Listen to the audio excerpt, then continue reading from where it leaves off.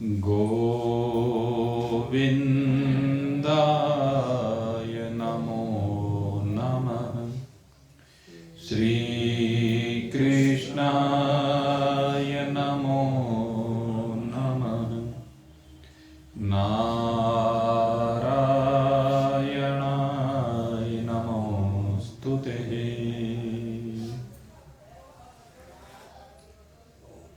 उपस्थित भाग्यवान परमार्थ पथ पथिक जिज्ञासुवृत्त, आनंद कंद भगवान की असीम महिमा का नित्य है निरंतर गुणानुवाद करके हम अपने जीवन को नित्य परिवर्तित कर रहे हैं। प्रिय साथियों, सत्संग का उद्देश्य ही जीवन को परिवर्तित करना है। सत्संग रूपी विधा को प्राप्त करने के बाद भी अगर यदि हम अपने जीवन को परिवर्तित नहीं कर पा रहे हैं तो फिर कुछ पापों का अक्ष तो जरूर हो रहा है, कुछ पुण्यों का अर्जन भी हो रहा है, लेकिन हम सत्संग का पूरा पूरा लाभ नहीं उठा पा रहे हैं। सत्संग हमें अनेक दिव्य विधाओं से संयुक्त करता है। सत्संग ही है जो हमारे अंदर त्याग का सबसे बड़ा भाव लेकर के आता है। सत्संग के बिना त्याग की भावना किसी भी क्षेत्र में संभव नहीं है, और त्याग के बिना शांति मिल जाए ये भी संभव नहीं है। क्योंकि जो भी जीवात्मा इस मनुष्य शरीर में पदार्पण करता है, पदार्पण के साथ ही उसके शरीर की कुछ आवश्यकताएं होती हैं, और उन आवश्यकताओं की पूर्ति करने के लिए वो इस समाज की ओर देखता है, इस संसार की ओर देखता है, और समाज से, संसार के जीवों से उन आवश्यकताओं की पूर्ति करना सबसे पहला उसका उद्देश्य होता है। वह देह संबंधी विषय हो, मुख्य रूप से तो देह संबंधी ही होता है वैसे तो प्रारंभ में, और उसके बाद और वासनाएं बनती चली जाती हैं, तो उनकी पूर्ति के लिए ये जगत की ओर देखता है और जगत का संग्रह प्रारंभ कर देता है। कुछ भोग तो इसको तत्काल चाहिए, कुछ आगे भविष्य में चाहिए, उसके लिए वो धनार्जन के लिए प्रयास करता रहता है, धनार्जन करता रहता है, उसका संग्रह करने लगता है, और संग्रह करते करते उसके अंदर दूसरे के बारे में सोचने का भाव धीरे धीरे समाप्त होता चला जाता है। वो स्वार्थ से संयुक्त जीवन को जीने लगता है, तिजोरियां भरने की तरफ उसका ध्यान रहता है, व्यापार को बढ़ाने की ओर उसका ध्यान रहता है। लेकिन कभी जब परमात्मा उसके ऊपर कृपा करते हैं तो उसको सत्संग प्रदान कर देते हैं। इसीलिए कहा बड़ भाग पावही सत्संग, सत्संग बड़े भाग्य से मिलता है, और सत्संग में आने के बाद उसे संतों का समाज मिलता है, और संतों का समाज क्या करते हैं, कहते हैं उसका शोधन करते हैं, उसको प्रेरणा देते हैं, उसको दिशा दिखाते हैं। और ये जो दिशा दिखाती है, इसमें सबसे पहला भाव वो किसी भी निमित्त से हो, किसी पूजा पाठ के निमित्त से हो या किसी परोपकार के निमित्त से हो, उसके द्वारा कुछ ना कुछ जो उसके पास है, जो उसने अर्जित किया है, उसके त्याग करने की भावना उसके अंदर उत्पन्न करते हैं। और जैसे जैसे वो भावना उत्पन्न होती है, वो पहले भगवान की पूजा पाठ आदि करता है, और भगवान की पूजा पाठ करने के साथ साथ फिर उसका भाव परोपकार की ओर जाता है, समाज की ओर जाता है, समाज के असहाय लोगों की ओर जाता है, वो उनकी सेवा करना चाहता है। सत्संग से इस चीज की प्रेरणा मिलती है। तो धीरे धीरे फिर उसकी वृत्ति ऐसी बनती है कि जो धन मैंने अर्जन किया है, इस पर केवल मेरा अधिकार नहीं है, इसमें संसार का भी भाग है। और ये सत्संगी ही होते हैं जो ऐसा समझ करके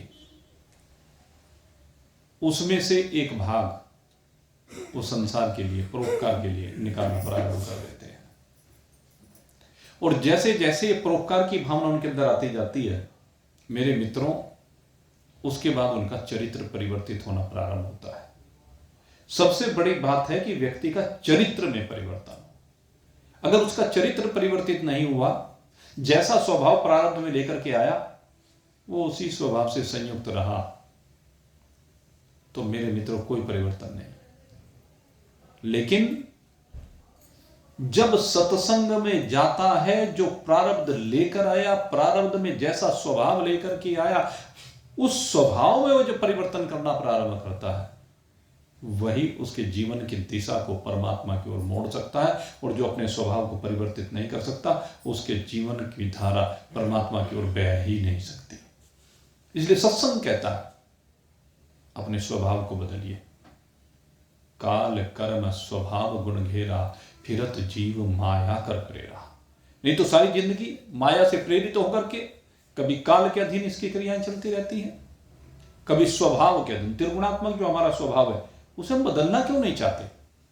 हम त्रिगुणात्मक स्वभाव जो सतोगुणी, रजोगुणी, तमोगुणी, ये 3 प्रकार का स्वभाव है, उसे बदलना क्यों नहीं चाहते? जबकि सत्संग बार बार कहता है कि स्वभाव को बदलो। हम दूसरे के स्वभाव को तो बदलना चाहते हैं, लेकिन अपने स्वभाव में परिवर्तन करना नहीं चाहते। ये हमारी सबसे बड़ी कमी है, और यही कमी हमें परमात्मा से दूर करती चली जाती है। मेरे मित्रों, दूसरे में परिवर्तन करना आपके बस में नहीं है। परिवर्तन अपने में, हमें परिवर्तन अपने में करना है, अपने स्वभाव में करना है, अपने चरित्र में करना है, अपने भावों में करना है, अपने भगवत प्रेम को बढ़ाने के लिए ये सब हमें करना पड़ेगा। और उसके लिए अपनी ईगो को खत्म करना पड़ेगा। ये जो हमारी ईगो होती है, ये बार बार हमारे रास्ते में आती है। और ईगो का कारण क्या है? हमारे पूर्व के संस्कार। जब तक मेरे मित्रों इन पूर्व के संस्कारों में आग नहीं लगाओगे, इनको जलाकर भस्म नहीं करोगे, ये ईगो जल नहीं सकती, मर नहीं सकती, मिट नहीं सकती। हम इस ईगो को मिटाना पड़ेगा अगर चाहते हैं कि परमात्मा हमें मिल जाए। हम विराट पुरुष की बात कर रहे हैं, हम भगवान ने विराट पुरुष दिखाया अर्जुन को, उसकी बात कर रहे हैं। विराट स्वरूप हमें क्यों दिखाई नहीं देता? उसके पीछे कारण यही है। बहुत लोग कहते हैं कि इतने दिन सत्संग करते करते होगे, लेकिन भगवान के दर्शन का लाभ नहीं मिल रहा है। मेरे मित्रों, सत्संग में तो आते हो, लेकिन सत्संग में आने के बाद भी भाव ज्यों के त्यों यदि बने रहते हैं, सत्संग का प्रभाव नहीं होता है, हमारा चरित्र नहीं बदल के देता है, तो कैसे भगवान के दर्शन हो जाएंगे? भगवान तो कहते हैं, जब तक तू चरित्र को नहीं बदलेगा, तब तक मेरा चित्र तेरे हृदय में बस नहीं सकता। अगर भगवान को हृदय में बसाना चाहते हो, तो चरित्र को बदलिए। चरित्र का परिवर्तन सबसे जरूरी है। भगवान कहते हैं, तेरे अंदर पंचभूतों के जो तामसी प्रभाव हैं, उनको समाप्त कर।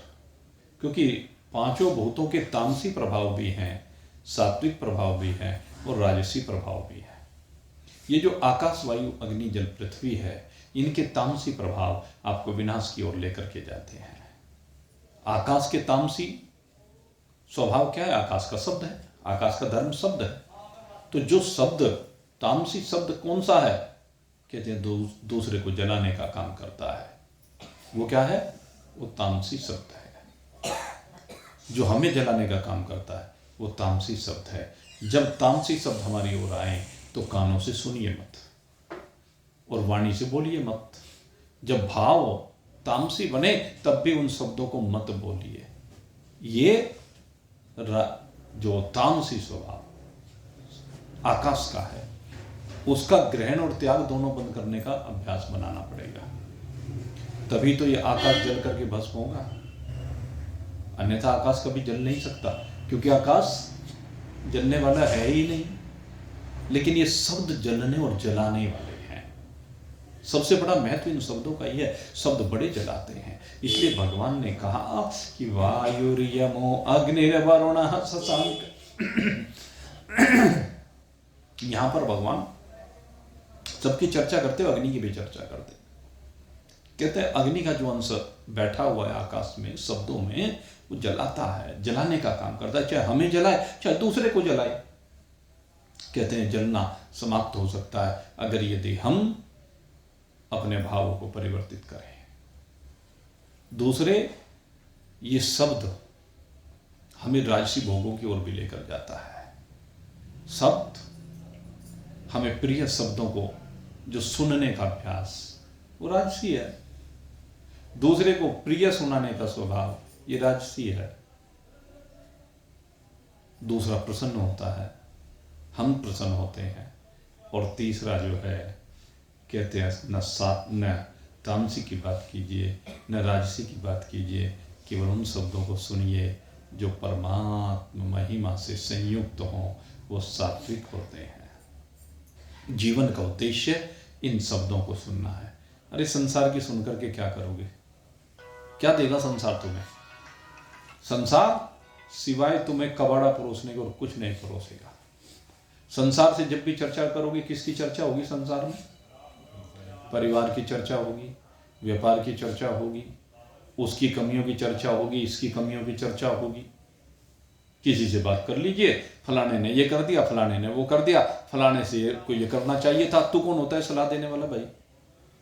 हम अलग बैठ करके तीसरे के बारे में चर्चा कर रहे हैं और उसे सलाह दे रहे हैं बैठ करके। उसने ये गलत किया, ये सही किया, तू ठेकेदार है क्या? सोच, ये है व्यर्थ का प्रलाप, ये व्यर्थ की चर्चा है। इससे हमारा मन बिना बात में व्यथित हो रहा। जब हम तीसरे की चर्चा कर रहे हैं और वो नेगेटिव चर्चा कर रहे हैं या पॉजिटिव चर्चा कर रहे हैं, तो हमारा मन उस चर्चा में रम गया, और उस चर्चा में रमा तो हमारे मन में उस तरह के भाव बनने शुरू हुए और वही हमें जलाने लगते हैं। इसलिए मैं कहता हूं, अरे क्या करना है संसार की चर्चा करके?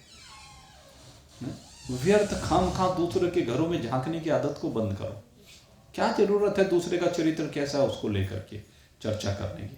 तो अपने चरित्र को देख जरा, अपने अंदर झांक करके देख। जो कमियां तुझे दूसरे में दिखाई दे रही है, क्या तेरे अंदर वो कमियां हैं? देखना तो तुझे ये है, दूर तो तुझे इन कमियों को करना है। तू अपने अंदर क्यों नहीं देख रहा? कब देखेगा अगर अब नहीं देखेगा?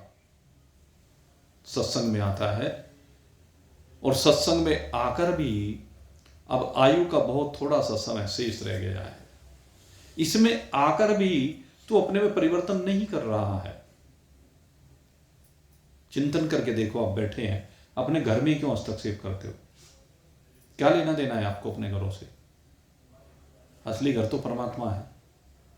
ये जितने मिले हैं, किराए के साथी मिले हैं, बेटे मिले हैं, बहू मिली हैं, सास ससुर मिले हैं, भाई बंधु कुटुंब कबीला मिला है, उनकी भी चर्चा करके क्या फायदा हो रहा है? वो ऐसा कर रहा है, वो ऐसा कर रहा है, मेरे बेटा ऐसा कर रहा है, मेरी बहू ऐसी कर रही है, मेरी बहन ऐसा कर रही है, मेरे माता पिता ऐसा कर रहे हैं, सास ससुर से ऐसा कर रहे हैं। अरे जो उनका भाव है करने दे, तू क्या कर रहा है ये तो देख। तुझे हस्तक्षेप बंद करना चाहिए। सबसे बड़ी बात क्या है? अगर यदि तू वास्तव में सत्संग में आ रहा है और सत्संग का प्रभाव चाहता है, तो तू अब इन चर्चाओं को बंद कर। बच्चों की चर्चा बंद कर, सास ससुर की, भाई बहन की, रिश्तेदारों की चर्चाओं को बंद कर, और उनके कार्यों में हस्तक्षेप तो बिल्कुल बंद कर दे। सबसे बड़ी समस्या क्या है? हम परिवारों के कार्यों में जो हस्तक्षेप करते हैं। हम क्यों चाहते हैं कि बेटा हमारे अनुसार चले? हम क्यों चाहते हैं बहू हमारे अनुसार चले? हम क्यों चाहते हैं कि हमारा भाई हमारे अनुसार चले, हमारी बहन हमारे अनुसार चले? ये सब चलना भूल जाओ, बहुत जल्दी है। अब तुम्हारा कार्य ये नहीं है। अब तो तुम्हारा कार्य कि तुम्हें चलना है। और कहां चलना है? तुम्हें परमात्मा की ओर चलना है। अब परमात्मा की ओर चलना है, तुम्हारी यात्रा परमात्मा की ओर हो रही है कि नहीं हो रही है, ये सब बाधाएं हैं। इन सब बाधाओं को हटाइए।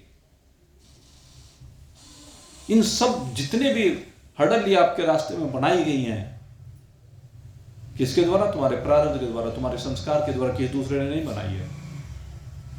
अब जरा तुलनात्मक अध्ययन करना बंद कीजिए। एक अच्छा है, एक बुरा है, ये चीजों से बाहर निकलो। क्या होगा? एक दिन, जिस दिन चुटकी बजेगी और चुटकी बजते पता नहीं लगेगा ये कहां गया सब कुछ, सारा छोड़ के जाना पड़ेगा। इसलिए यहीं छोड़ लो, यहीं से असंग हो जाओ।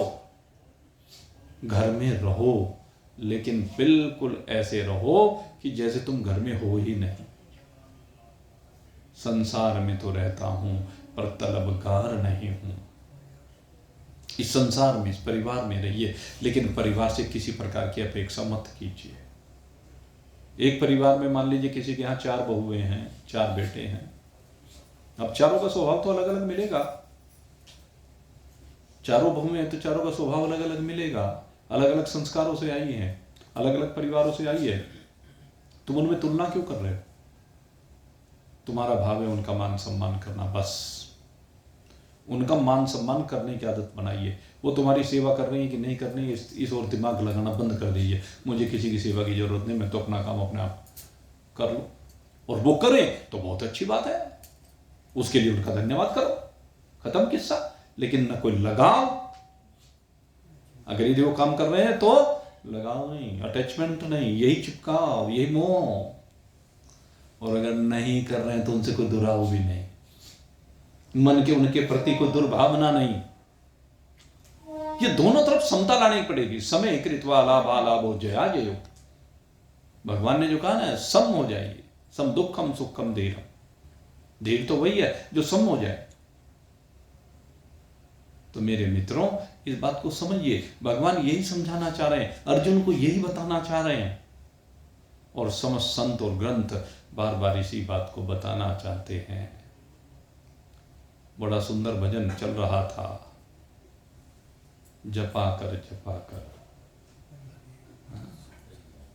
जपा तो कर, क्या? हरि ओम तत्सत, हरि ओम तत्सत। जपा कर हरि ओम तत्सत, हरि ओम तत्सत। क्या है ये? महामंत्र है ये। इसको महामंत्र कहा गया। महामंत्र माने सबसे बड़ी मंत्रणा है कि तू हर समय ये जपा कर, हरि ओम तत् सत। इसका भाव पता है? गीता जी में भी आएगा, ये बाद में मैं आपको बताऊं। ये जो का तो गीता जी में आएगा आगे। हरि ओम, हरि माने परमात्मा, हरि माने वो जो समस्त दुखों का हरण करने वाला है, उस हरि को जपना है। दुखों का हरण करने के लिए हरि को जपिए, वही तुम्हारे दुखों का हरण करेगा। तुम संसार को जपते हो, संसार के पदार्थों से सोचते हो कि ये दुखों का हरण करेंगे, नहीं। संसार के पदार्थ दुखों का हरण नहीं करेंगे, दुखों का हरण तो हरि करेगा। अगर यदि संसार के पदार्थ दुखों का हरण कर देते तो अडानी से पूछ के देखना, जितनी एक साल में टेंशन उसे मिली है शायद किसी को भी ना मिली हो। चिंतन करके देखो, पिछला 1 साल की अवधि उसके ऊपर कैसी गुजरी है।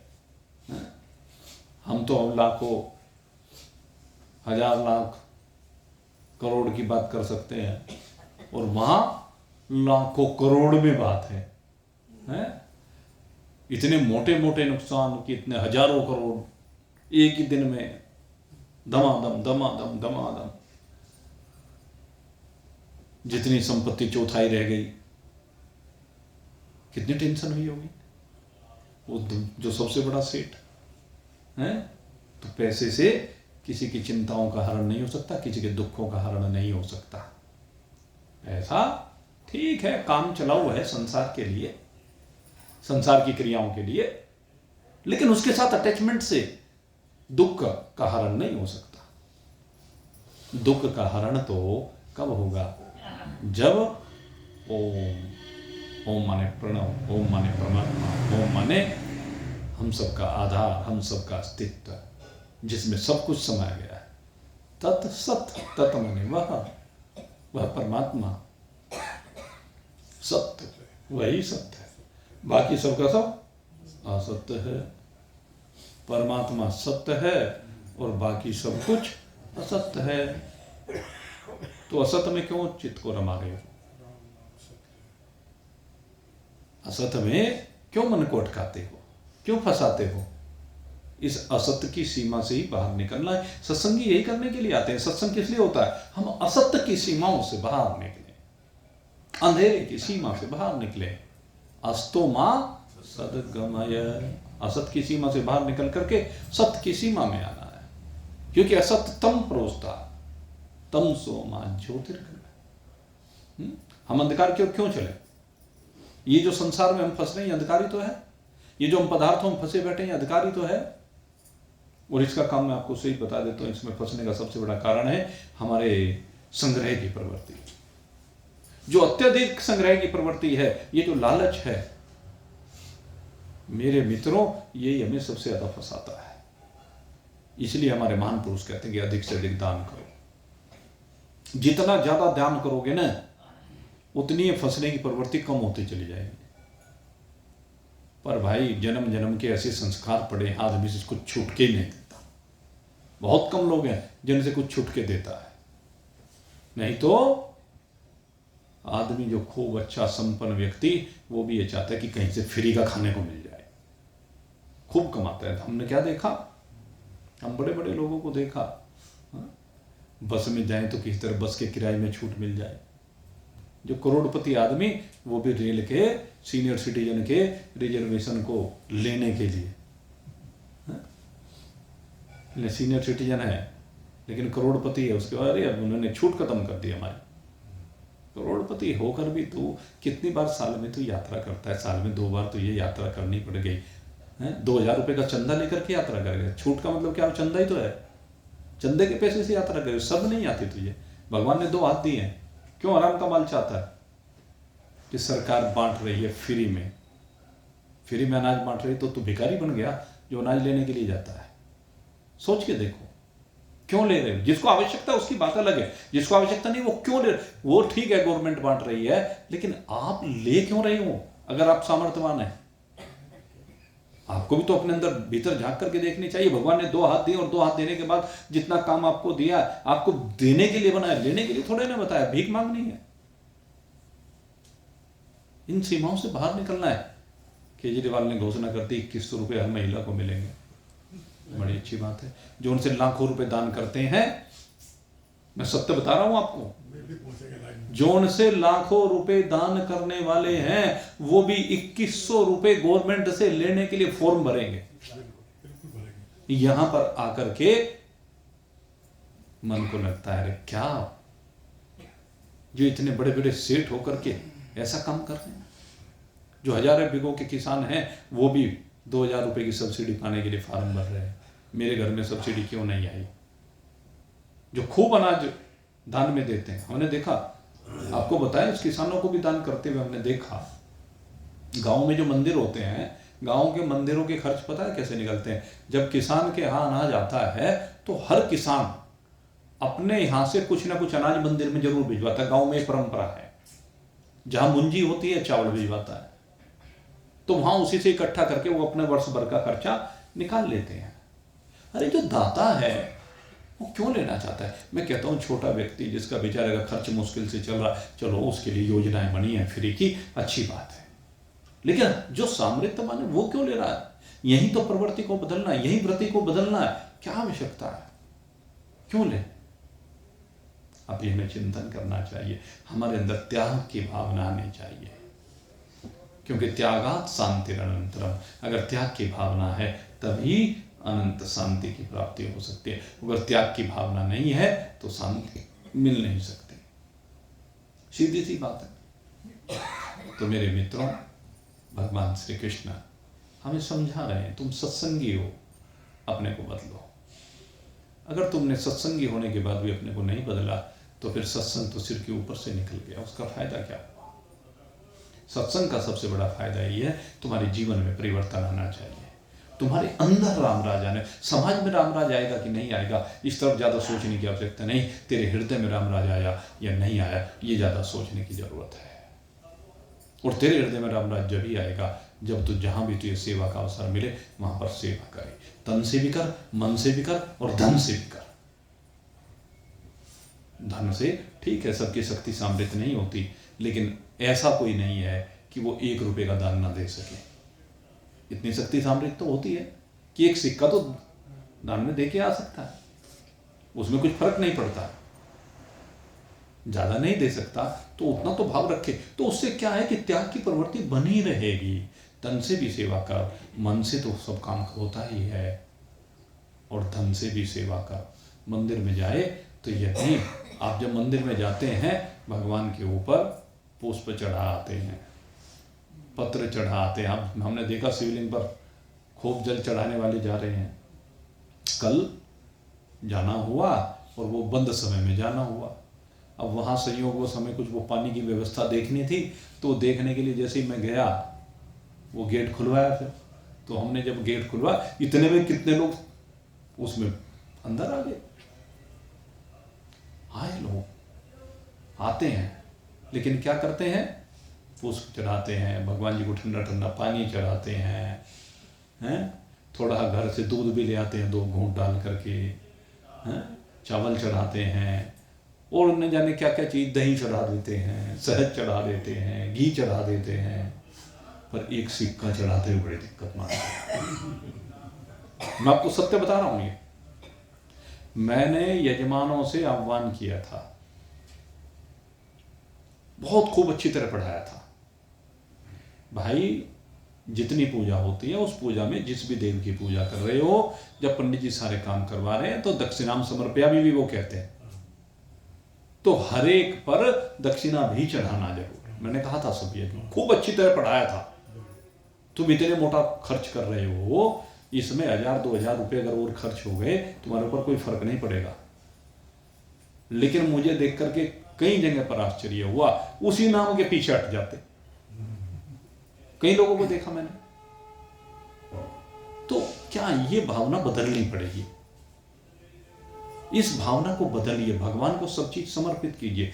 और भगवान को तो लेना थोड़े ना आपसे कुछ, भगवान तो देते हैं, लेकिन तब देंगे ना जब आप दोगे।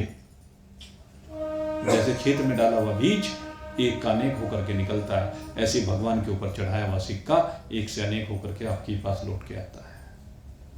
इस चिंतन को बनाइए, इस भाव को बनाइए। आप जब भी कहीं जाएं तो कुछ ना कुछ करके आओ, केवल शकल दिखाने के लिए मत जाइए, कुछ ना कुछ सहयोग जरूर दे के आओ। जितना भी आपसे संभव है आप कीजिए तो सही। ये त्याग की भावना होनी चाहिए। यही मेरे मित्रों सत्संग में प्रेरणा दी जाती है।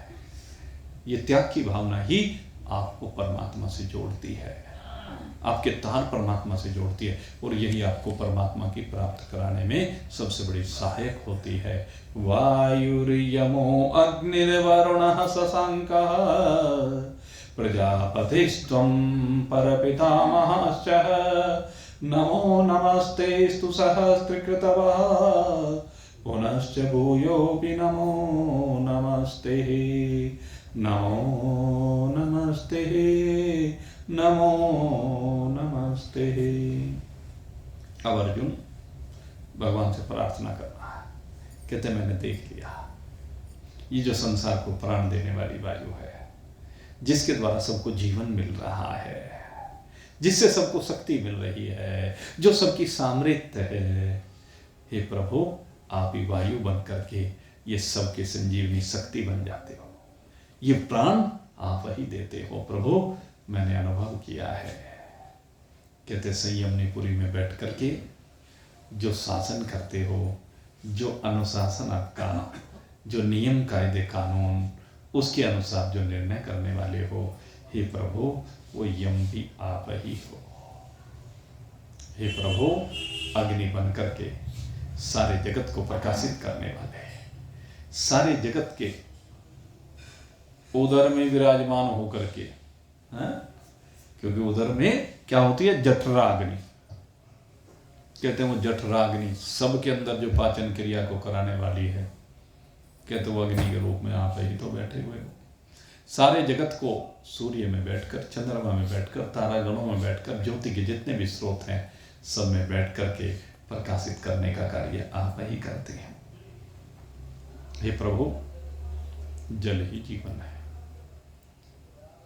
जल से सबको जीवन मिलता है। जल के बिना कोई औषधि नहीं हो सकती, कोई वनस्पति नहीं हो सकती, कोई अन्न नहीं हो सकता। कहते हैं प्रभु, इस जल के देवता बन करके ये सारी व्यवस्था आप ही तो करते हो। वृक्षों में उनकी जड़ों के माध्यम से उनका पोषण करने के लिए तुम धरती के अंदर से जल का संचार कर देते हो। हे प्रभु, समस्त पोखरों में बैठकर, सरोवरों में बैठकर, नदियों में बैठकर, समुद्र में बैठ करके, सबको नियंत्रण में रख करके सारे जगत को जीवन प्रदान करने के लिए आप वरुण बन करके सेवा करते हो। हे प्रभु, ये जो शशांक रूप है आपका, जिसके द्वारा आप समस्त वनस्पतियों का पोषण करते हो, औषधियों को उत्पन्न करने का काम आप करते हो, कहते वो आपकी पवित्र पवित्र बड़ी दिव्य रश्मियाँ चांदी की तरह इस धरा मंडल पर विराजमान होकर के समस्त पेड़ पौधों का पोषण करती है, समस्त औषधियों में वो शक्ति प्रदान करती है जो सारे जगत को रोग मुक्त करती है। हे प्रभु, वह आप ही तो हो। वो चंद्रमा आप ही हैं, ये सूर्य भी आप ही हैं। हे प्रभु, आप प्रजापति बनकर के समस्त प्रजा की उत्पत्ति के हेतु बनते हैं, और आप कहते हैं कि पितामह बनकर पर पितामहश्च है। हे प्रभु, सबके पर पितामह कौन है? कहते हैं ब्रह्मा जी, और पितामह ब्रह्मा जी और पर पितामह कहते आप ही हो। सबके पिता, ब्रह्मा के भी जो पिता हैं, सारे जगत की सृष्टि जिन ब्रह्मा जी से होती है, कहते हैं प्रभु वो आप ही हो। अर्जुन कह रहा प्रभु उनमें आप ही विराजमान है। हे प्रभु, नमो नमस्त हो, मैं आपको बारंबार नमस्कार करता हूँ। हे प्रभु, आप अनंत रूप हैं।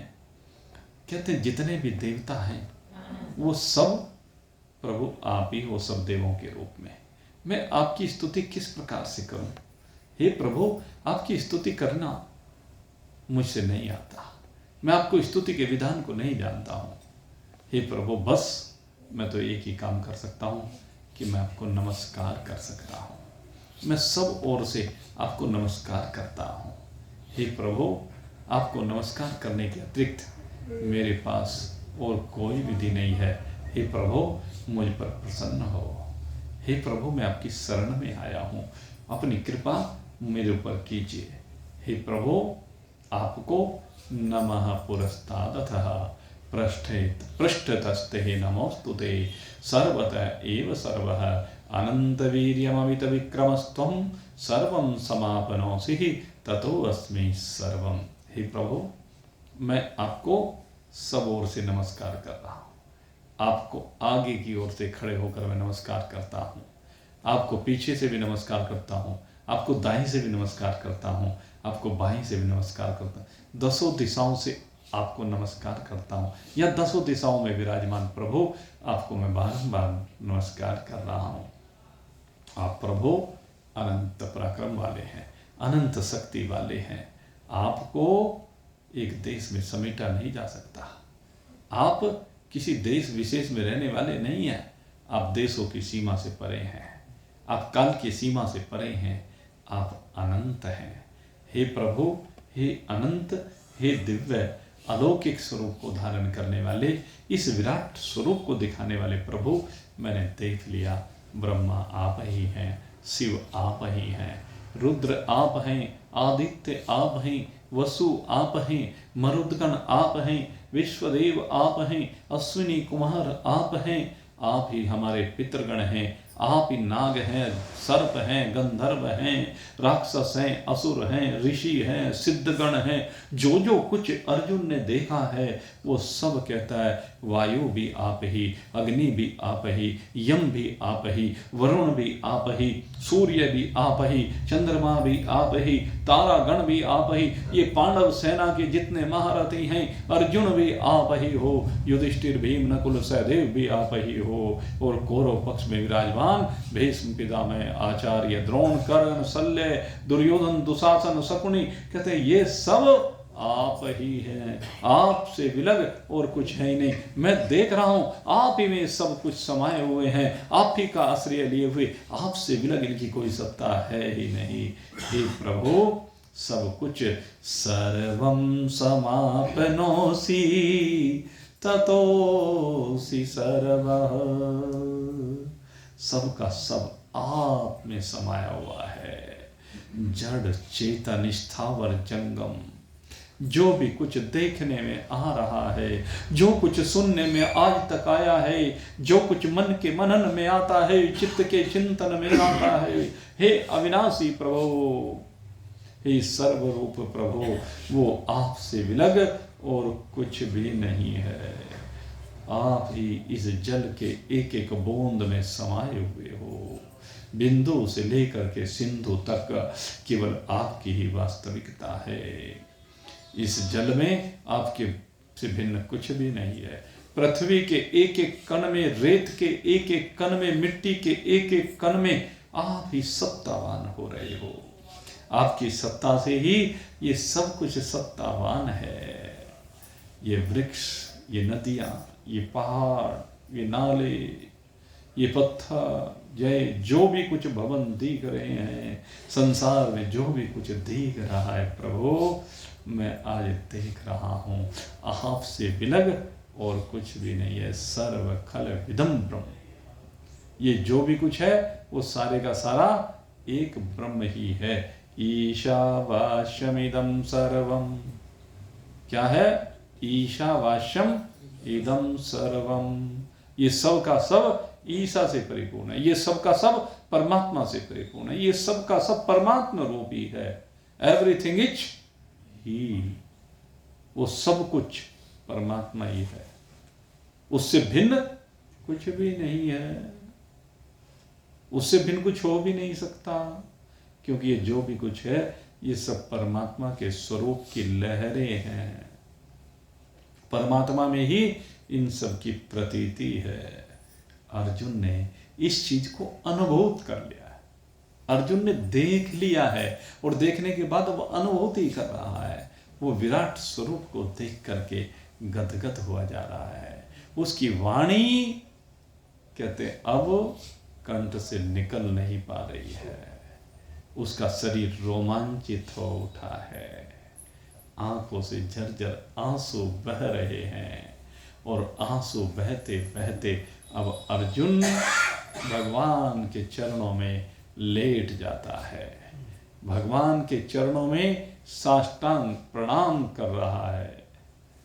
अब जब भगवान की इस सत्ता को अनुभूत कर लिया है, मेरे मित्रों, सत्संग में आकर के इन संतों और ग्रंथों की वाणियों को अपने हृदय में बसा करके यही तो अनुभूत करना है कि चराचर जगत एक परमात्मा का ही स्वरूप है। सत्संग में आने का प्रयोजन यही तो है। ये चराचर जगत एक परमात्मा से भिन्न कुछ भी नहीं है। जैसे कोई भी लहर समुद्र से भिन्न नहीं है, जैसे जितने भी आभूषण हैं वो सोने से भिन्न कुछ भी नहीं है, जितने वस्त्र पहने हुए हैं वो सारे के सारे सूत से भिन्न कुछ भी नहीं है, सब में एक ही सत्ता। जितने अस्त्र शस्त्र हैं वो सब के सब एक लोहा ही है, उससे भिन्न कुछ भी नहीं है। कहते हैं ऐसे ही जैसे फेन भी जल ही है, तरंग भी जल ही है, बुदबुदा भी जल ही है, लहर भी जल ही है, ऐसे ही संसार में स्थावर जंगम जड़ चेतन जो भी कहो वो सब का सब ब्रह्म ही है, ब्रह्म से भिन्न और कुछ भी नहीं है।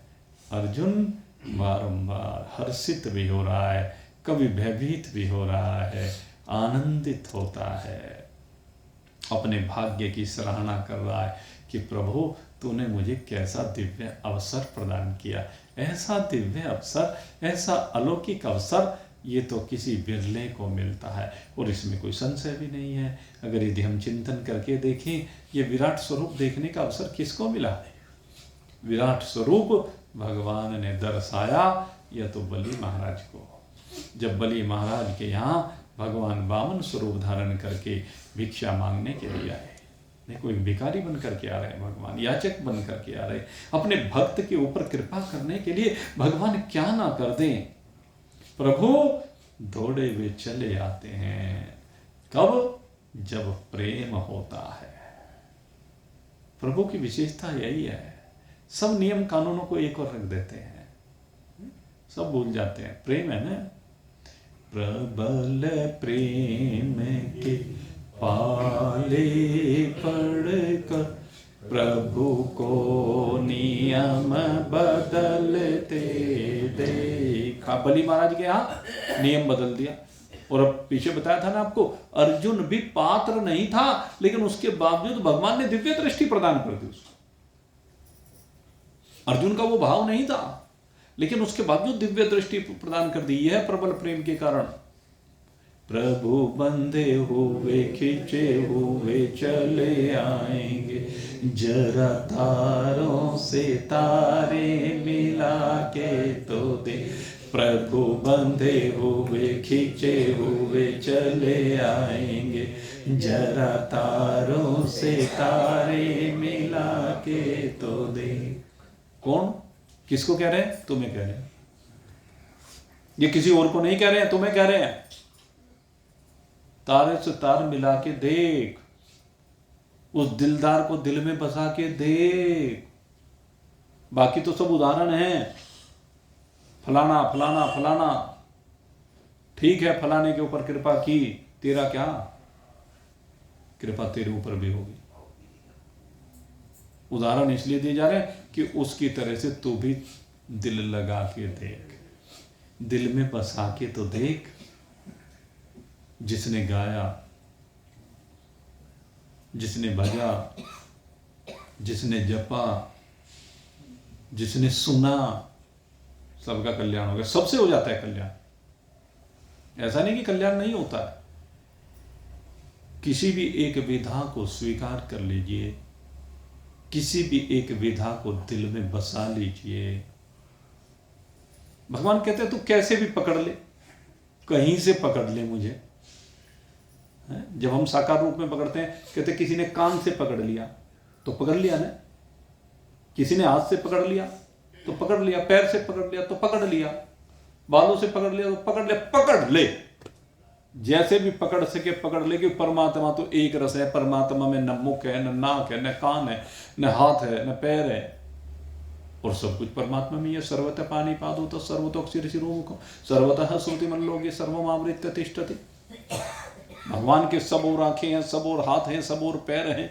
भगवान तो सर्व एक जैसे विराजमान हैं, लेकिन हमारी भावना के अनुसार हम जहां से उसको पकड़ ले। बात तो यह, यशोदा ने भी पकड़ लिया। यशोदा ने मां बन करके पकड़ा, शैतान बालक को पकड़ा, उद्दंड बालक को पकड़ा, ये कह लीजिए, और पकड़ करके बांध दिया, उखल से बांध दिया। उखल बंधन है भगवान का, और पकड़ा भक्तों ने भी, साथियों ने भी पकड़ा। तो सब पकड़ लेते हैं, कोई जिस भी भाव से पकड़ ले। आप भाव बनाइए बस, और भाव बनेगा जब आज मैंने आपको समझाया, त्याग की वृत्ति होगी। तन का, मन का, धन का, सबका त्याग कीजिए। संसार के लिए, परमात्मा के लिए, आप सभी के लिए बहुत बहुत शुभकामना करता हूँ कि जो आज आपको बताया गया, आप निश्चय ही इसको अपने हृदय में धारण करके अपने आप को बदलेंगे। और आप देखेंगे आपके बदलने से आपका परिवार बदल जाएगा, समाज में आपकी दृष्टि बदल जाएगी, और समाज की आपके प्रति दृष्टि बदल जाएगी। लेकिन बदलिए अपने आप को। सत्संग का सबसे बड़ा प्रसाद यही होता है। आप सबके लिए बहुत बहुत शुभकामना करते हुए अब यहीं पर आज के सत्संग को विराम दे रहा हूँ। कल फिर आपकी सेवा में उपस्थित होंगे। बोलिए सच्चिदानंद भगवान